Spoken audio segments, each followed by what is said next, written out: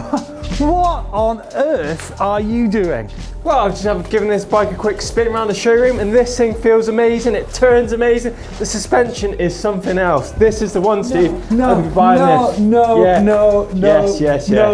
Yes. Now look, if you're going to be riding your e-bike in a showroom or maybe on a tarmac road, then actually this is quite a good test. However, if you're going to go mountain biking, it's time to get your hands dirty and demo that e-bike in the woods, because there's a ton of factors to consider to make sure you get the right e-bike for you. So why then would you do a demo event in the first place? Well, the primary aim is actually to make sure you make the right decision of e-bike for you. It's also a good way to open your eyes to exactly what's on the market. After all, the market is overflowing with different brands. For example, Lapierre, Orange, Specialized, Cube, Canyon.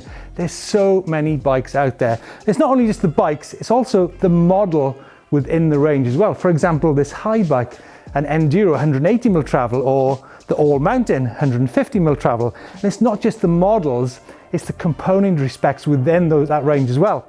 Plus, of course, there's that important thing about fit and sizing. Chris, what are you doing now? Well, I'm checking out this little bike. Word on the street is that you buy a bike that's too small for you, it's going to return a really lively ride out on the trail.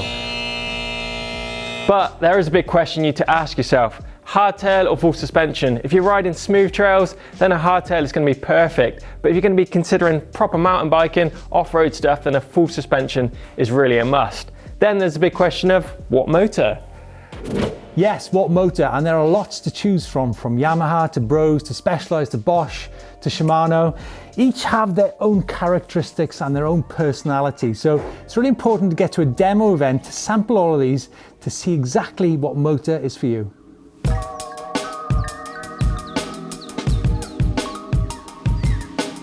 So what are the methods then to demo your first e-bike? Well, the first way is by a brand demo day. They're individual and they're custom for that brand only. Second way could be festivals or maybe bike races. And then of course you've got magazines who have their own custom demo days too, where they bring in lots of brands from around the market. So the second option is heading to an independent bike store like Raceco Cycles here in Stourbridge. Obviously there's a standard car park test where you can head out the front, have a bounce around on suspension, try the different power modes. Or you could ride it on the showroom floor as well, like Chris did earlier. Yeah, definitely. Or next up, they do a one-to-one service where they head out to your local trails with different bikes in the van for you to try out on the trails that you ride. And lastly, you can borrow a bike for a weekend, leave a deposit and ride the trails that you ride all the time to take a true comparison on the different e-bike. Now obviously there's a deposit involved if you're doing such a test like that, but we'll be covering that off a little bit later on. I think the final way, Chris, is actually to borrow an e-bike off your friend. Yeah. So I think it's time to start making a load of friends. Loads of friends, make sure they got e-bikes.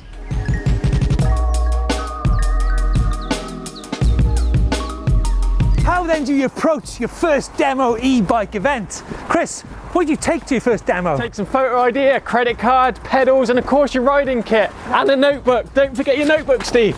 But also you need to be furnished a little bit of information about sizing, about models, about brands, and of course the motor. Chris, come on, let's get in here. So where'd you go? Well, we're here at Raceco Cycles to get ourselves in the diary. Paul, can you meet us in the Forest of Dean? We need every brand, every motor, every size. We basically need everything for a whole weekend. Is that okay? We can do that, yep. Yes! Get on it. Alternatively, if you're going to borrow your mate's bike, just make sure you try and borrow it when he's away for a holiday or something. If he won't let you, try and remember the combination code for his padlock. Let's go!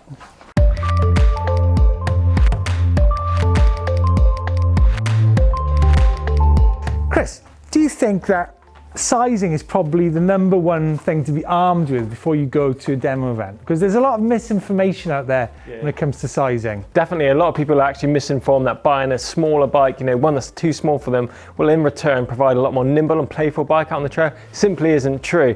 What you really need to do is get the sizing dialed and get that bike, sizing is definitely key. Yeah, getting the correct size bike should be your number one aim when you go to a demo event. As an example, this size medium Levo could actually be the same size physically as a large from another brand. Mm-hmm, exactly. At home I ride a large Canevo, but I think if I was riding the Levo, I'd probably go up to an XL. Exactly, and that's the whole point of going to a demo event, is to get that bike size right. Now, a really important part of demoing bikes is make sure you get the setup right on each and every bike that you take out. Because like I mentioned earlier, you need to make comparisons between all the bikes. Now, if, for example, you're with a reputable bike shop on a demo day, such as Raceco Cycles, their mechanics and engineers will be able to set up that bike exactly for you. Such things as the air pressure front and rear in the fork and in the rear suspension, such things as the tire pressure front and rear. Now, if you're about, say, 90 kilos, you should be around about 26 to 28 PSI in your tires. Make sure you get the right tires on that bike for the type of riding you're going to be doing. The cockpit setup is equally as important.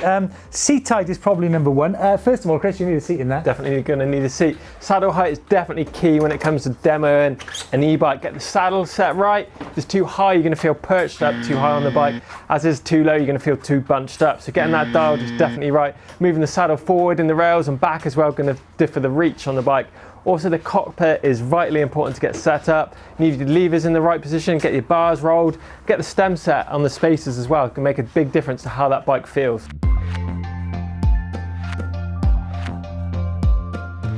So the shop talk is all done. It's time to swing a leg over that bike and get out there.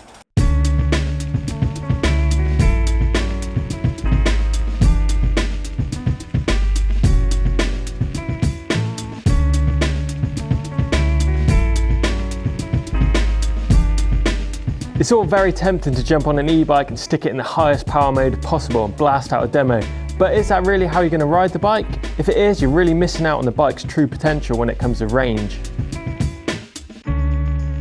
Try the bike in eco just to see if it's manageable for the bigger rides. Even trying it switched off is a good idea too, because you will one day run out of battery and you need to experience what the drag is like from the system. Fitter riders can often ride with the motor switched off in sections where no assistance is needed.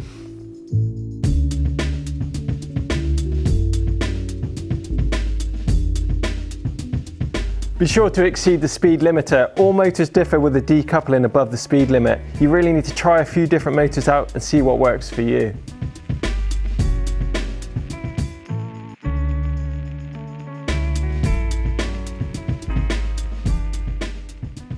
What then do you do when you get to your demo event? Well, the first thing to bear in mind is you need to replicate your rides, which is going to enable you to make direct comparisons between the bikes. So Chris, when you're out on the trail, top 6 things to think about and explore. For me, it's got to be suspension, motors, and displays. Got to be, that's the first 3, right? Definitely, yeah. I think you need to remember control units, apps, and all the extras you need to buy too.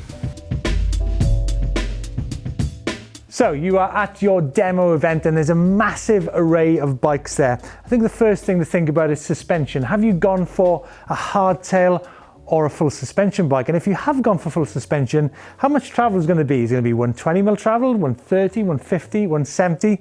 So the motor is probably number one on most people's list, and they differ massively. You've got lots of different options out there. We've got Shimano, Bros, Yamaha, Fazua. The list is literally endless, and they all differ massively in the way they actually work, the way they deliver power, the reliability, the noise they make, and the way they differ in the de-restriction limits. Plus, Chris, of course, you have the displays to think about. You could go for the quite complex Bosch system, which is different. There's actually 4 different displays on the Bosch system, or you've got the minimalist specialized system with, very uncluttered handlebar. You've got stealth mode. It's literally a totally different world to that bike. But Chris, we've not even talked about battery yet. Internal or external? And if it is internal, can you actually demount that battery to take it into your hotel room, for example, to charge it up overnight? Lots to think about here. And what about watt hours? Now, a lot of these bikes come with 500 watt hour batteries, but such bikes as the Specialized, which we looked at earlier, 704 watt hours. You've got the Rocky Mounted with 660 watt hours. Yeah, and smaller ones, 378 watt hours, meaning that the bike's going to be a lot lighter, but you're not going to get the range out of that battery. Yeah, such as the Fazua, but that's not quite right, Chris, because the Fazua has got a 250 watt hour battery, but because there's less power on that bike, it means you actually get the same amount of range. So quite a complex subject, batteries. Definitely. You know, it's very easy for this to become a minefield of information, a sort of product guide on what e-mountain bike to buy, rather than some practical tips here on what you actually do on the trail, Chris. But there's a lot of things to think about. How, for example, what we talked about suspension. How do you actually work out whether you need a hardtail or a full suspension? And if you do choose full suspension, how do you know how much suspension you want? Well, I think you need to, obviously at the demo day, try a few different tracks, try some technical downhill stuff, hit it on a hardtail. Do you feel comfortable? Or do you feel you're getting beaten around? Try it on a shorter travel bike. Does it feel comfortable? You then flip it in reverse, try coming up the hill. Does that big travel bike climb as well as a short travel bike? Is hill climbing for you? Because, you know, maybe a lot of people are more gravity orientated. A lot of people want to do loads of downhill. Other people want to do more cross country. So what type of e-mountain biker are you when it comes to choosing the suspension? These are the things you need to be thinking. Motors though, I mean, everybody thinks that motors is number one. Definitely, yeah. For me, I think it's about how much noise do they make? Because you know, you might choose one motor over another, yet you got on the trail and go, this is a bit noisy. Definitely. I think how much torque it produces as well. You know, you can get the most powerful motor out there, but if it rides totally different to, you know, like a normal bike, then you might find it's totally unnatural feel. So definitely try the different brands of motors out. Yeah, just don't go looking at the numbers. Just because one brand has got 180 Newton meters and another one's got 60, doesn't mean to say it's a better bike out on the trail for you, right? Yeah, and definitely make sure you exceed that speed limiter because they differ massively. Make sure you go above 25 kph and feel that resistance. There might be none, there might be a little bit. It's something you know you need to know. But to deal with. equally, maybe some riders don't actually go and ride trails which exceed 25 kilometers an hour. It comes back to think about how you're going to apply this when you get back home. Is that bike going to work in the environment you're going to ride it back home? So there you go, demo events, lots to think about. I'm sure you guys have got some comments which you need to leave down in the notes below. Yeah, drop them as hashtag AskEMBN, comments box below. We'll get back to you ASAP. Yeah, so you might well have found your near perfect e-bike, maybe not. But remember, it doesn't just end there. You might just want to get some add-ons, some extras aftermarket to make your bike perfect. But I think the important information here from demo events is be armed with a bit of information before you go there. So the demo event is actually just a narrowing down process to find the correct e-bike for you.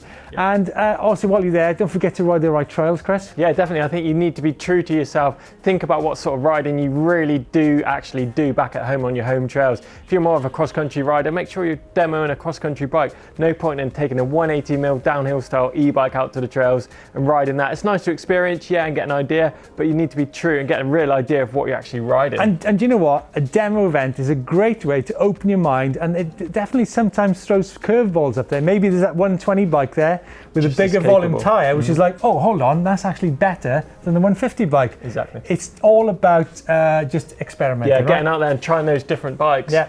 So for now, if you want to see some more about motors, there's a Motors Fundamentals we've done here. Don't forget to subscribe to EMBN. Yeah, and if you fancy sticking around a little bit more, hardtail versus full suspension, really cool video.